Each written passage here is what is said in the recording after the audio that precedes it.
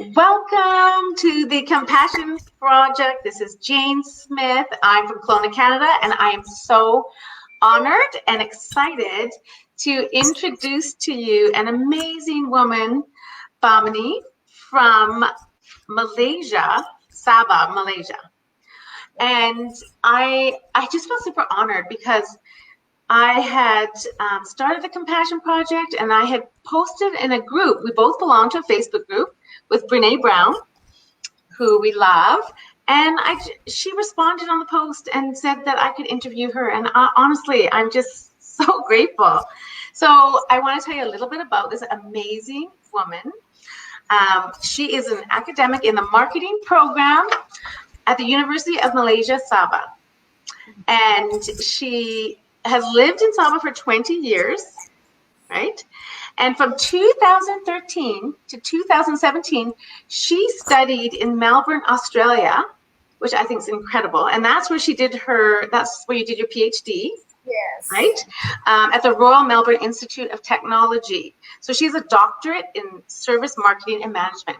And I just think it is incredible that we can connect, that I'm in Canada and she's in Malaysia, and that, we can hear from her and find out how she's dealing with social distancing and what's happening in her country. I just think it's incredible that we can kind of hear what's going on and a bit of her story. So, but I just feel like, I don't know, I feel like we were meant to connect because it just happened. And I really believe that Bamini, is it Bamini? Is that how you say it? Yeah. I believe that she really shows how resilient the human spirit is, because she has had an interesting life. And she lost her parents when she was very young. At 19, she lost her mom, and at 21, she lost her dad. And I just really got to my heart when I heard that. And I thought, but you have come out so strong. And like you say, it's been an interesting journey for you, right? Good and bad and a struggle, but you have done amazing things in your life. And now we're connected, and I just think you're a beautiful person, and you've got a really amazing, positive attitude on life. I just think we can help people out by hearing you speak. So I'm gonna, let you share what's happening in Malaysia and what your life was like before. Like, you were very busy before, and now you're having a little quiet time. Anyway, so welcome. Yeah, Jane, thank you so much for having me. Yeah, namaste. I really bow down to the light within you. Yeah. So it's a great opportunity we have, and I felt the connection. Like, I call all these serendipitous moments. Mm-hmm. Like, just that word, the Compassion Project, that really attracted me. And then the moment I saw the write-up on it to talk about how we can manage this time, of crisis and social distance, and I just wanted to share that how we one of that post that I posted was with my niece and my sister, and we had a Friday date night. Yeah, you're doing like a Zoom with your family, right? Yeah. It's a WhatsApp conferencing, video conferencing, and that's where we got in touch, and it's been great having conversations with you since then, and I'm so glad to be part of this conversation as well. Right. Yeah. So, asking me how things were. Basically, I'm an academic back in the university, so university is full on with semesters.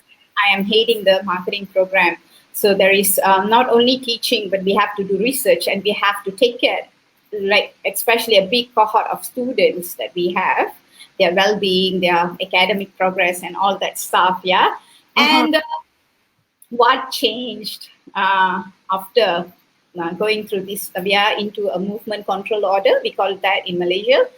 So restriction. In Malaysia, I just want to clarify that you said what's happening there is it's a movement control order. So that's like the same as the. Like order from a directive from the government for us to reduce our movements around and reduce these collective gatherings around. You see. Yes, I am trying to avoid using this word social distancing, because remember I mentioned when we were talking that it's overrated, this word itself, that creates a lot of anxiety in people. with this word. But in fact, if we see deeply, we are not actually, you are in Canada and I'm here. And this is, if it is not for now, we wouldn't be connecting this well in such a beautiful social connection and leveraging our own social capital values, right? We are reciprocating, we are creating a trust, a circle, a friendship that we are creating right now. So it's more of physical distancing that we are encouraging people to be distanced physically for a certain period of time so that we can curb this situation together. We can cooperate with the present government in whatever best they are doing. We just cooperate with them, right? So what changed for me is in the first week or in the first few days was I really found I'm actually at home and I can have a shower and be very mindful about having a shower, feeling the sun touching me and all that, because otherwise there is always something in the mind. We have to work or we have to deal with our PhD students. Something is there. And then there's a next to it. But when you don't have a next, you are home. And this is what you can do fully. So I started appreciating that a lot. That moment and the presence I have. And I noticed that. I'm able to observe it and notice it. So that was very interesting for me. But then again, with work and all, we still carry on. It was in the first week was a bit more quieter because I feel even with my student, I didn't disturb them, even though I can still contact them via online. I just wanted everyone, even with my colleagues, because I am heading the program. So I need to make sure the rest of the staff members, as well as my students, are going on with their life. But I just gave a 1 week, I stayed really quiet. And I allowed, because it's a change. Changes are and it's a drastic one. Within a day, the directives came and everything has changed. So I really felt one of the way is to be compassionate, is to give people time to settle down, like even for my students to settle down in their hostel because they cannot go out to their hometowns. Right. The movement, that's the whole entire idea of it. So to convince them to be, but so I said, let me give them the time first, let them settle down and really sunk in that this is what is happening to my life right now. Yeah. And also for myself, that I am home and what are the opportunities, what is going to be my challenge. That 1 week was the time I really looked into it. And then the next week we were back into our feet. We started using Zoom, starting to connect with my students and my colleagues. And that I feel, it is end of the day is the business has to go on, but it can go on in a very compassionate manner, in a very empathetic manner. And that's what probably I really, really honor the career that is right now that I am in, is being an educator. We have a platform where we can inspire and we can support. And also receive a lot of support and inspiration from my own students. They are my greatest inspiration. So like to support them, that has been the thing now, like to make sure that they're okay, because the younger generation and then in being in a confined space is a very that would be tough because they're so social, right? They need to be social. But how long have you guys been in the, it was called movement control order. How long have you been doing that? 2 weeks or so? It's now 3 days. 23 days. Okay. And actually, you told me something that I thought was quite funny, just because of us being in North America, understanding the different culture and what's happening with you and in Malaysia. And you mentioned something about that the men were out shopping. I thought it was quite funny. If you want to tell that. Yeah, sure. The idea is, again, the head of the house only can go out to purchase. And the only purpose you go out is for grocery purchase. The rest of the businesses are all mostly closed, especially only the essential ones like post and other essential medical pharmacy. So the idea is the head of the family. And then that's when it becomes interesting, because I try to go out like one. Now in the third week, I managed only once to go out to get my groceries, if it's really necessary, fresh produce, but otherwise I am well. I have enough. So, but during those weeks that when I went out, that's my observation. It was interesting to see more males waiting in the queue to go for grocery shopping, and all kind of reactions, right? They have a list of things written, or they have a list on their phone, and then they're actually calling their wives to make sure they are buying the right thing. That's hilarious. Sorry? I think that's so funny that the men are out doing all the grocery shopping. And to be in the observer part, it was entertaining for me, really, to observe and see that it is important. Anyway, it is okay for you to take that responsibility. If you perhaps maybe I cannot assume they go together, but to do it on their own and to make sure that things are right. And we can again be very grateful for technology because they are able to FaceTime or call the wives to tell. That's so interesting. Yes. Yeah. It's just interesting to hear what's happening in different parts of the world, because what's happening with us is very similar to what's happening there, right? But you still have the different cultural differences and things, right? So what do you, like, I know it's been good for you because you had such a busy life, and now you can actually appreciate your shower and that you can be more present, right, in the moment. What would you say to someone that, because a lot of people do live with fear, a lot of people do have fear in of this, and yeah, what would you say to someone to help them with fear? Like, what would you do to manage that? First thing I would say is, again, the fear comes from probably losing connection. That I won't be connected to the world, or I won't be able to do what I want to do. Mm-hmm. Yeah, so the first thing I would say, try to reach out to people who you trust, to talk to them about it, to open up, to be really comfortable to open up, to have that conversation with again, the circle that you trust. We cannot keep calling people, and then people won't even comprehend what is your fear in the first place. Like you always mention, everybody deals with it in a different form. Everyone's different the way they feel. And one is fear, and those who are in fear, all they need is love.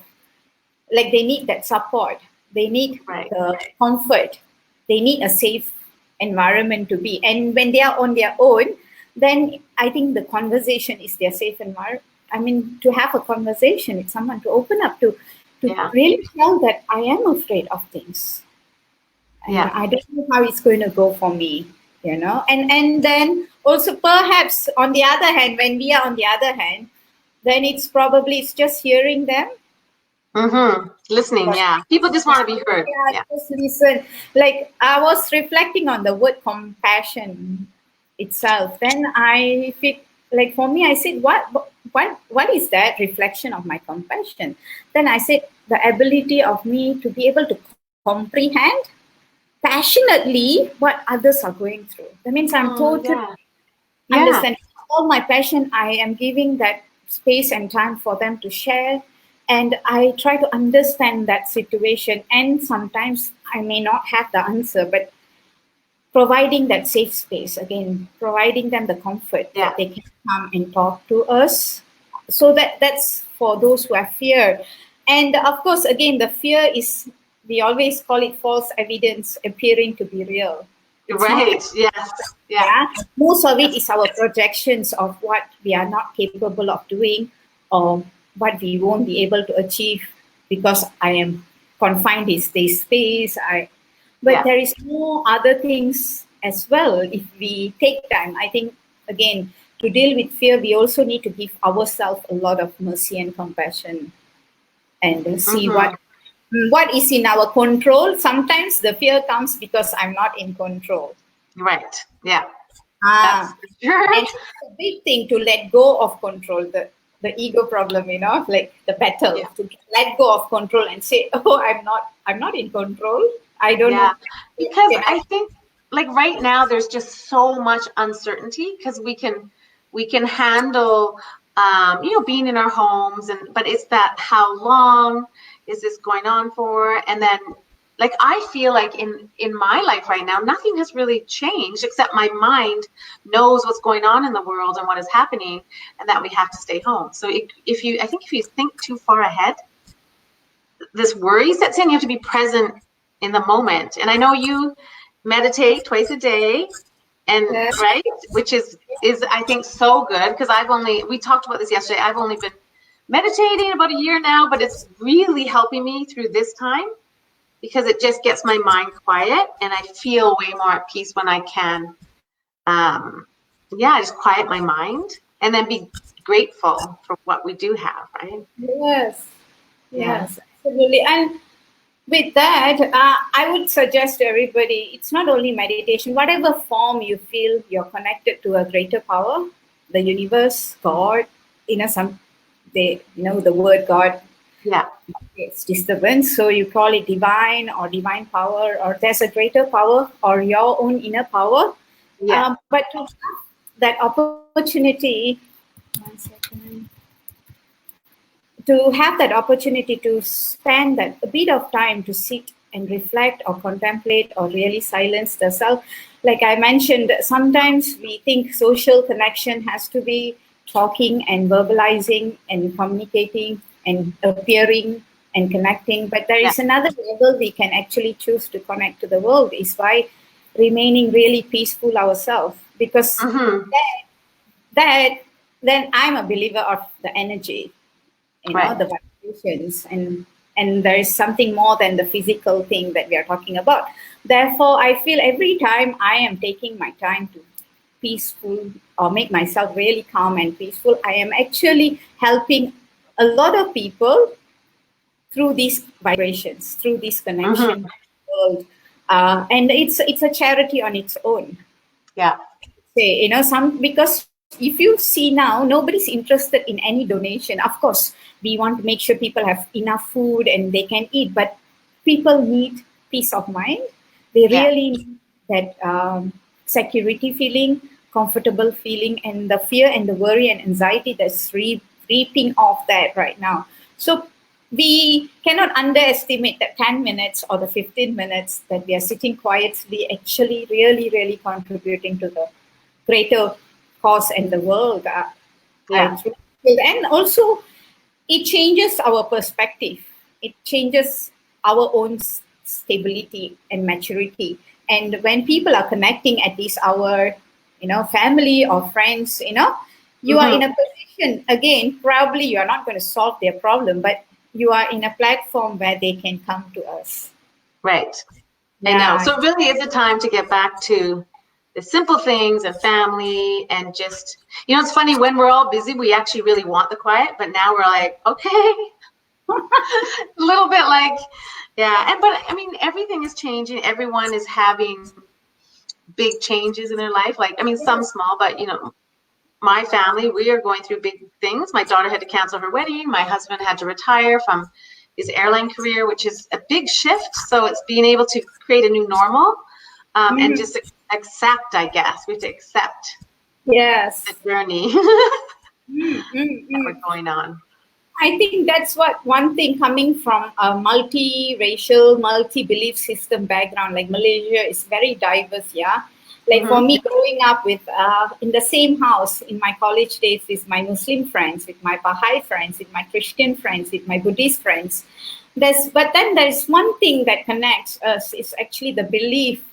There is this Eastern belief. We always believe there's something good happening Mm-hmm. out of all this. Perhaps it's a philosophical way of really coming to an acceptance. It's just the idea. Then people say, how? It is so bad. How can you even say that's going to be something good? But Yeah. that's the point, I think, when we accept even just that statement that there's something greater good out of this. Something But greater. Yeah. yeah, it's going to happen. I think it calms our heart down, and then we are able to notice Yeah. what's again. I do have friends where their marriages are postponed, and I have my niece who's working in an industry where the industry is so quiet now. How to make up sales, how to Yeah. make business, I and know. yeah, but yes, and Okay. yeah, Well, yeah. So honestly, I try. I thank you so much. I mean, I just think, I think you're amazing, and I definitely want to keep in touch with you, and we can certainly even maybe do this again in a couple weeks. Yes, And yes. yeah, so thank you so much. It's so great. Yeah, thank you so much to you too. I really hope, we all can stay together. We are so connected. We all can Yeah. stay and get past this phase of time. And I think, oh, someone just said I can't help but be philosophical about this. What does that mean? Oh, someone made a comment. I can't help but be philosophical about this. Do you know what would you say to that?